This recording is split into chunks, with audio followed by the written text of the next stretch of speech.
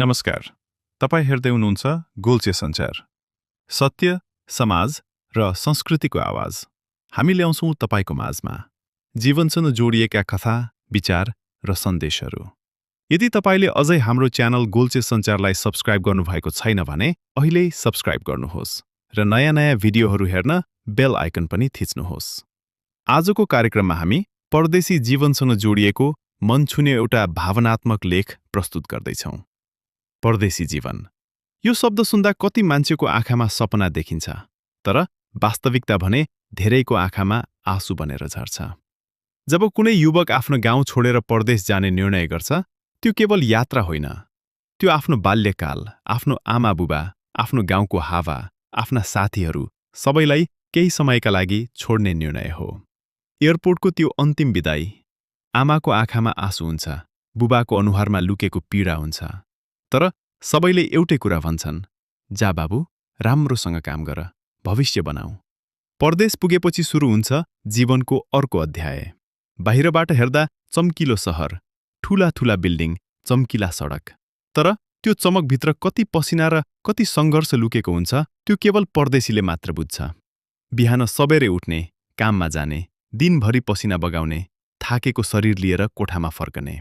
कोठामा फर्किएपछि मोबाइलको स्क्रिनमा गाउँ देखिन्छ, घर देखिन्छ, आमाको आवाज सुनिन्छ। कहिले फोनमा आमाले सोध्नुहुन्छ, बाबु, तिमीलाई त्यहाँ गाह्रो त छैन? परदेशीको मनभित्र धेरै कुरा हुन्छ, तर उसले सधैँ एउटै जवाफ दिन्छ, छैन आमा, म ठिक छु। किनकि उसले आफ्नो दुःख आमालाई सुनाएर चिन्ता बढाउन चाहदैन। परदेशमा कहिले चाडपर्व आउँछ, दशैं, तिहार, लोसार, नयाँ वर्ष।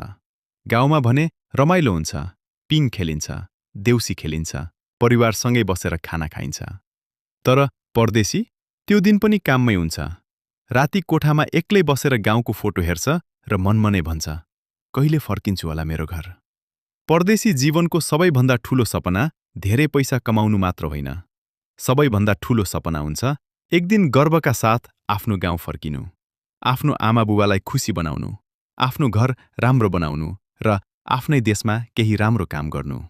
किनकि मानिस जति टाढा पुगे पनि उसको मुटु भने सधैँ आफ्नो मातृभूमिमै बस्छ।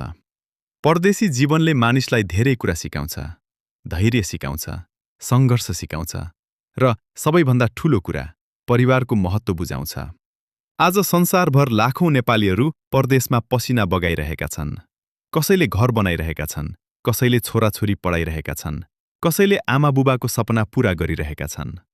यदि तपाईँ पनि परदेशमा हुनुहुन्छ भने याद राख्नुहोस्, तपाईको सङ्घर्ष व्यर्थ जाने छैन। किनकि तपाईले बगाएको पसिनाले कुनै न कुनै दिन तपाईको परिवारको भविष्य उज्यालो बनाउनेछ। र एक दिन त्यो दिन पनि आउनेछ जब तपाईँ लामो समयपछि आफ्नो गाउँको बाटो हेर्दै हुनुहुनेछ। आमाको अनुहारमा खुसी हुनेछ, बुबाको आँखामा गर्व हुनेछ र तपाईले मनमा नै भन्नुहुनेछ, परदेशी जीवन गाह्रो थियो, तर यसको फल मिठो रहेछ। धन्यवाद।